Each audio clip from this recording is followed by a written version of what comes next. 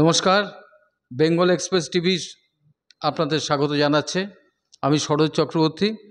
আমরা আজকে খেলা নিয়েই আলোচনা করব। এমন একজন ব্যক্তিত্বের সঙ্গে কথা বলবো বা আড্ডা মারবো, যার বাংলা ক্রিকেটে 40 বছর পার হয়ে গেছে। খেলোয়াড় হিসেবে 20 বছর এবং কোচ হিসেবে 20 বছর।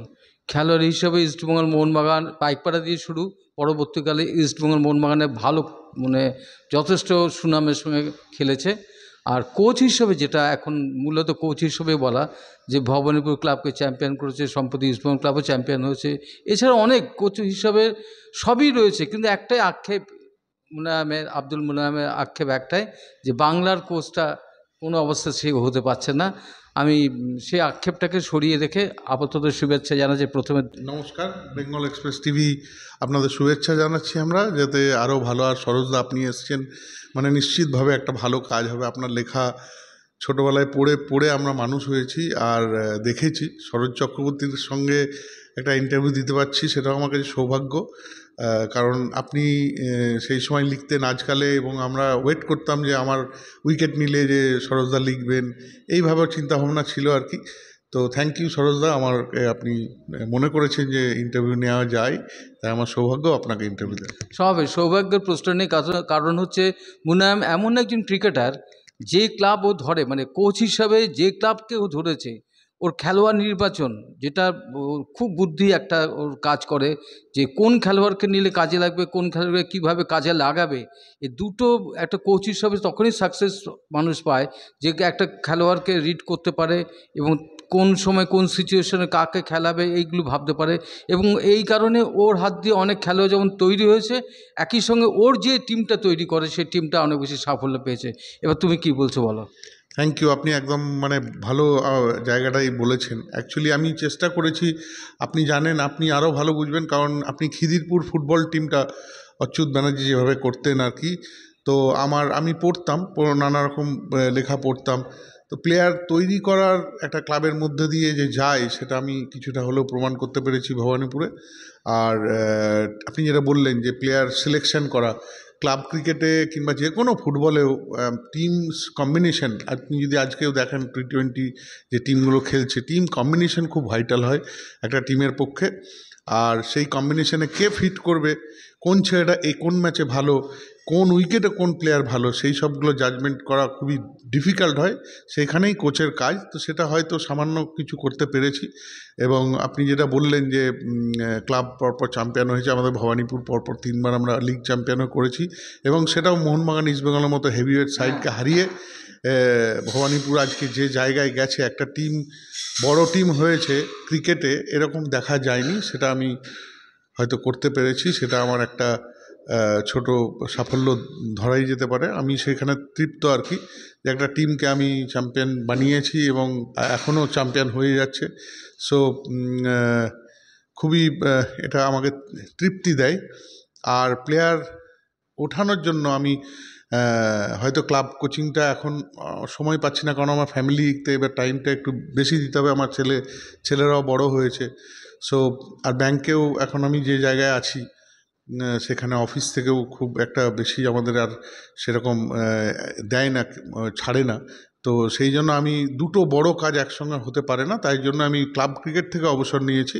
কিন্তু আমি কোচিং ক্যাম্পে এখনও ক্রিকেটার তৈরির জন্য চেষ্টা করছি। একটা ছেলে রাহুল প্রসাদ, ও ভালো খেলছে আমার ক্যাম্প থেকে।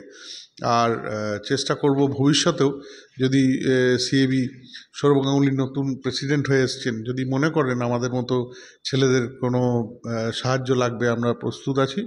এবং সৌরভ গাঙ্গুলি যদি মনে করে আর কি, চেষ্টা করব যাতে বাংলার, আমার একটা নিজের মনের ইচ্ছা তুমি বলতে পারো, যে আমাদের যেটা রিসেন্টলি দেখা গেছে যে বাঙালি ছেলেদের অভাব সর্বক্ষেত্রেই। তো আমি একটু হলেও এখানে আমি একটু বাংলার হয়ে একটু বলছি বেশি। আমাদের একটু আপনি যদি বলেন তো তাই আমি মেনে নিয়েও বলছি যে আমাদের ছেলেদের আমি এই জায়গাটায় টানার চেষ্টা করব, আরও করে পুশ করব, যাতে আমাদের আরও চক্রবর্তী, গাঙ্গুলি, চ্যাটার্জি, ব্যানার্জি, বাঙালি ছেলে, even son of the soil, আমি লক্ষ্মীকেও মনে করি আমাদের বাংলার ছেলে, তো মনোজকেও মনে করি বাংলার, দেবাং আমাদের সময় ছিল, ওরা সব বাঙালি ছেলে। খুব ভালো বাংলাও বলে। বাঙালি ঠিক আছে। হ্যাঁ, আমাদের ড্রেসিং রুমে বাংলা হোক, যেটা আপনিও বলেন আমাকে মাঝে মধ্যেই বলতেন যে ড্রেসিং রুমে বাংলা হচ্ছে না। বাংলা কথা উঠে গেছে তো বলা। সেই জায়গা থেকে আমি ওইটা চেষ্টা করব, এবং সৌরভও মনে হয় একটা নতুন উদ্যমে, আমি যে সৌরভকে এখন দেখছি, যে কমেন্টসগুলো আমরা কাগজে পড়ছি, অসম্ভব ভালো লাগছে। এবং উনি খুব মন দিয়ে, আমরা তো লাকি বলতে পারি যে এরকম একজন মানুষকে বেঙ্গল ক্রিকেট পাচ্ছে, এটাও কিন্তু অনেক বড় ব্যাপার। আমরা জানি না কী সমালোচনা কে করে, কিন্তু আমরা যদি সেইভাবে ভাবি যে পৃথিবীর সর্বশ্রেষ্ঠ ক্যাপ্টেনদের মধ্যে যিনি একজন, সেই ক্যাপ্টেনকে আমরা সিএবিতে চোখের সামনে দেখতে পাচ্ছি, এবং উনি আমাদের লিড করছেন বেঙ্গল ক্রিকেটকে। তো এন্টায়ার বেঙ্গল ক্রিকেট থেকে আর একটা সৌরভ না এলেও আমরা ঋদ্ধিমান, আমরা লক্ষ্মীরতন শুক্লা এবং মনোজ তিওয়ারি, দেবাং গান্ধী, দীপ দাশগুপ্ত আমরা তৈরি করতেই পারি। এবং এখান থেকে কোনো ছেলে ভালো গিয়ে, আমাদের যে একটা লট ছিল, আপনার মনে আছে পরপর দুবার বেঙ্গল ফাইনাল খেলেছে, যেখানে সৌরভ গাঙ্গুলিরও পারফরমেন্স দারুণ ছিল, যেটা তোমার 2007-8 শুভময় দাসরা উঠে এসেছিল। দুর্দান্ত সাইড ছিল দীপ দাশগুপ্তর ক্যাপ্টেনশিপে এবং পারাস মামরের কোচিংয়ে। ওই 2 বছরও কিন্তু নট লেস দ্যান সম্বরণ ব্যানার্জির টিম। কারণ কি, হয়তো চ্যাম্পিয়ন হয়েছে সম্বরণ ব্যানার্জির টিম, কিন্তু এই যে 2 বছর পরপর খেলেছে, আপনি যদি খেয়াল করেন, ওই 2 বছর কিন্তু পুরো বঙ্গ ব্রিগেড ছিল। শুধু একমাত্র রোহন গাভাস্কার বাইরে ছিল। রোহন গাভাস্কারও কিন্তু মানে অনেকে জানে না, এখানে জানিয়ে যে রোহন গাভাস্কার বাংলার হয়ে কিন্তু প্রচণ্ড জান লড়িয়ে খেলেছেন, এবং বাংলাকে নিজেরই ভাবতেন উনি। এখনও আপনি যদি ওর কমেন্ট্রি শোনেন, দেখবেন বাংলার হয়ে কথা বলছে। তাই সেই 2 বছর যে ফাইনাল খেলেছিল, সেই আমার মনে হয় ওটা বেস্ট অফ দ্য লট বেঙ্গলের। তো ওই জায়গা থেকে কেন তাহলে পিছিয়ে গেল, সেইটার আমাদের কারণটা খুঁজতে হবে। কেন ওই যে ঝাঁকে ঝাঁকে বাঙালিরা খেলছিল, সেটা কেন একেবারেই কমে গেছে বলতে পারো। একেবারে তোমার 19 থেকে শুরু করে 23 থেকে শুরু করে সিনিয়রে অনেকটা কমে গেছে। বাংলার ছেলেদের অভাব প্রচুর দেখা যাচ্ছে। সেই জায়গাটা আমাদের কিন্তু সবাই মিলে এগিয়ে আসতে হবে, এবং আমরা যাতে বাংলার ড্রেসিং রুমে বাংলা হয়, সেটাই আমাদের লক্ষ্য রাখতে হবে। এবং এরাই আবার রঞ্জি ট্রফি এনে দেবে, ঈশান পোড়েলরা। দেখতে চাই সেটা, সেই দিনটার জন্য আমি ওয়েট করছি। ও তো ওর আশার কথা, স্বপ্নের কথা, এবং সৌরভ গাঙ্গুলির সভাপতি হিসাবে সিএবি দায়িত্ব নেওয়ার পরেও আব্দুল মুনায়েম আশা করছে যে আরও অনেক সুযোগ, বাংলার ঘরের ছেলেরা আরও বেশি দলে থাকবে এবং সেই দলের সাফল্য পাওয়া যাবে। আমি ওকে, মুনায়েমকে শুধু বলবো যে আজকে ক্লাব ক্রিকেট থেকে যে অভিমান নিয়ে সরে গেছে, যে কথাটা বললো না, অভিমান নিয়ে সরে গেছে। কেন গত মরশুমে, মানে এবারে শেষ হয়েছে যে মরশুমে সবচেয়ে বিতর্কিত ম্যাচ ইস্টবেঙ্গল মোহনবাগানের যে ম্যাচ নিয়ে খুব হইচই হয়েছে, এবং যেভাবে ইস্টবেঙ্গল চ্যাম্পিয়ন হয়েছে, সবটাই যারা জানেন তারা জানেন। কিন্তু তার পেছনে একটা নেপথ্য কাহিনী আছে।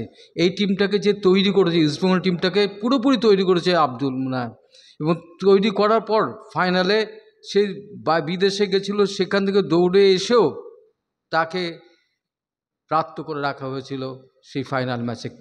সেই নিয়ে আমি অন্তত আজকেও মুখ খুলুক আমি চাই না সরোজদা, আমি পুরনো জিনিস নিয়ে আমি কথা বলতে চাই না। অবশ্যই যে ইস্টবেঙ্গল মোহনবাগান আমাদের প্রাণের ক্লাব, এবং ইস্টবেঙ্গল ক্লাবে যেহেতু যিনি আমাকে এনেছিলেন, নিতু সরকার, তিনি আমার সঙ্গে দারুণ ব্যবহার করেছেন, তাই আমি ইস্টবেঙ্গল ক্লাবের ব্যাপারে এখানে বলবো না। অবশ্যই তুমি যেটা বললে যে আমি যখন ফাইনালে ছিলাম, তাহলে আমার কেন সেইভাবে নেওয়া হলো না, ভূমিকা থাকলো না। অবশ্যই আমার মন খারাপ ছিল সেদিন, তার জন্য আমি মানে রিগ্রেট বলবো না, মন খারাপ তো ডেফিনেটলি হয়েছিল।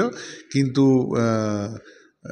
আমি এটা নিয়ে বেশি কেন বলতে চাই না সরোজদা, যেহেতু আমি অবসর নিলাম, যেহেতু আমি রিটায়ার করে গেলাম ক্লাব ক্রিকেট থেকে, যেহেতু আমি ক্লাব ক্রিকেট থেকে সরে এসেছি, তাই আমি চাইবো না যে এই নিয়ে আর কোনো বিতর্ক হোক। তুমিও চাইবে না, এই কারণে যে ছেলেগুলো খেলছে এবছর ইস্টবেঙ্গলে, কিংবা ইস্টবেঙ্গল যে সিজন স্টার্ট করতে যাচ্ছে, মোহনবাগান সিজন স্টার্ট করতে যাচ্ছে, তারা সবাই উদ্যমে শুরু হবে। আমি চাই যে ওরা আবার দারুণ খেলে। গত বছরের টিমটাতে অনেকগুলো ছেলে এখনও আছে, দারুণ সব ক্রিকেটার, এবং তারা চ্যাম্পিয়ন হওয়ার মতোই সাইড করেছে এবছর। ইস্টবেঙ্গল মোহনবাগান তো চ্যাম্পিয়ন হওয়ার মতোই টিম করবেন, তো চ্যাম্পিয়ন হওয়ার মতো টিম করবে। ওই জন্য আমি আর বিতর্ক করে তাদের এই জায়গাটা করতে চাইবো না।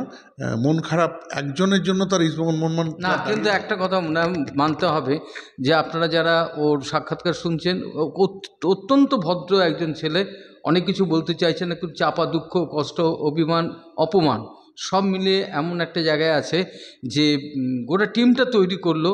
এবং আমি বলছি কোথায় কোথায় এই ভুল বোঝাবুঝিটা হলো কেন? না, ভুল বোঝাবুঝি হলো কেন?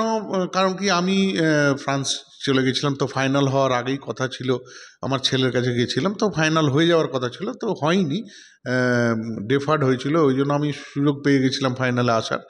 মানে তার আগের দিন এসছি, ওই জন্য হয়তো সেইভাবে আমাকে বলা হয়নি কি, আমার হেল্প চাওয়া হয়নি।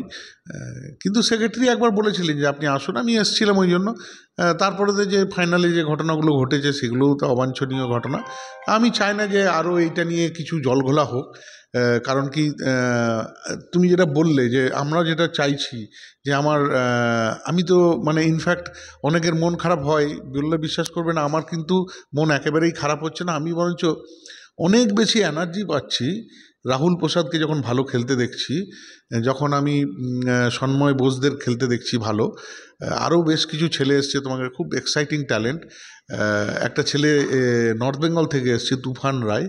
তো তাদের যখন খেলতে দেখছি, মনটা খুশিতে ভরে যাচ্ছে। তো তাদেরকে যখন বেশি টাইম দিতে পারছি, তো আমার মনে হয়েছিল যে এটা তাহলে আমার ভবানীপুর থেকে ছেড়ে দিলেই ভালো হতো।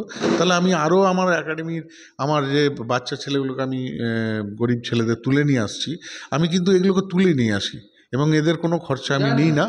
এবং আমি চেষ্টা করি, তুমিও দেখেছো আমার ক্যাম্প, তাই আমি এইগুলো মনে হয় যে ভবানীপুর থেকে ছেড়ে দিলে আমার মনে হয় তাহলে ব্যাপারটা ভালোই হতো। এনিওয়ে, আমাকে যেহেতু নিতুদা বলেছিলেন যে ইস্টবেঙ্গল ক্লাব দেখতে, তো দেখেছি, 2 বছরের মধ্যে ট্রফিও দিয়েছি এবং সাকসেসফুলি আমরা শেষ করেছি, পিসেন ট্রফি জিতেছি, লিগেও যুগ্ম চ্যাম্পিয়নই ধরবো, যদিও লিগ ফাইনালটাকে আমি ওইভাবে ধরছি না, কিন্তু তবুও যুগ্ম চ্যাম্পিয়ন। তাই 2টো ট্রফি দিয়ে আমি বেরোতে পেরেছি, এর থেকে খুশির কিছু হয় না। কারণ ইস্টবেঙ্গল মোহনবাগানকে তো আমি বললাম, ইস্টবেঙ্গল মোহনবাগান আমাদের বাঙালিদের কাছে কি বাঙালদের কাছে আমাদের মায়ের মতো।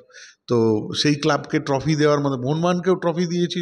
সরোজা, তুমি জানো, তুমি যখন সাংবাদিকতায় মেন জায়গায় ছিলে তখন আমরা মোহনবাগান ক্রিকেট খেলতাম এবং মোহনবাগানের কোচিংও করেছি। আমার একটা ইচ্ছা ছিল, ইস্টবেঙ্গলও বহু বছর খেলেছে, ইস্টবেঙ্গলেও কোচিং করেছি। তো এই একটা জিনিস একমাত্র প্রণব নন্দীর আছে। তো আমার একটা শখ ছিল, ওই জন্যই আমি ভবানীপুর ছেড়ে এই শখটা পূরণ করেছি এবং খুব রাইট টাইমে ক্লাব কোচিং ছেড়েছি। কারণ ক্লাব কোচিংকে আমার আর দেওয়ার তো কিছু নেই, কারণ পরপর 3বার আমরা যদি মোহনবাগান ইস্টবেঙ্গলকে মেরে ট্রফি জিততে পারি, একটা ছোট ক্লাব, এবং সেই ক্লাবকে চ্যাম্পিয়ন করাতে পারি, তাই অচ্যুত ব্যানার্জি যেটা খিদিরপুরে করেছিলেন সেইটার একটা যদি 1% সেই সাকসেস আমি পেতে পারি, পেয়েছি আর কি, যদি হয়, তাহলে এর থেকে আনন্দর আর কি আছে? কে রেকগনাইজ করলো আমাকে, কে না করলো, আমার কিচ্ছু এসে যায় না। কারণ ওদের জন্য তো আমি কোচিং করিনি, কিংবা কাউকে সাকসেস দেখানোর জন্য তো করিনি। আমার একটা টার্গেট ছিল, সেই টার্গেটটা ফুলফিল হয়েছে এবং আমাদের একটা টিমকে আমি বড় জায়গায় নিয়ে গেছি, যেটা হয়তো ময়দানে তুমি দেখাতে পারবে না। কোনো সিনিয়র প্লেয়ার আমার মনে হয় না কোনো ছোট টিমকে তুলে নিয়ে এসে চ্যাম্পিয়ন করেছে, সেটা ফুটবলে হয়েছে। তাই ওই অচ্যুত স্যারের জিনিসটা চিন্তা করে আমি ক্রিকেটে করতে পেরেছি। সেইটা আমার কাছে বিরাট বড় সাফল্য, ভবানীপুরের সাফল্যটা। এবং ভবানীপুর তুমি লক্ষ্য রাখো, এখন 90% ছেলে ভবানীপুরেরই ছেলে, মোহনবাগান, ইস্টবেঙ্গল সব কিছুরই ওখান থেকেই খেলছে এবং অত্যন্ত ভালো ছেলেগুলো, এবং তারা ভবিষ্যতে আরও ভালো খেলবে। কিন্তু নেক্সট জেনারেশন তৈরি করতে হবে।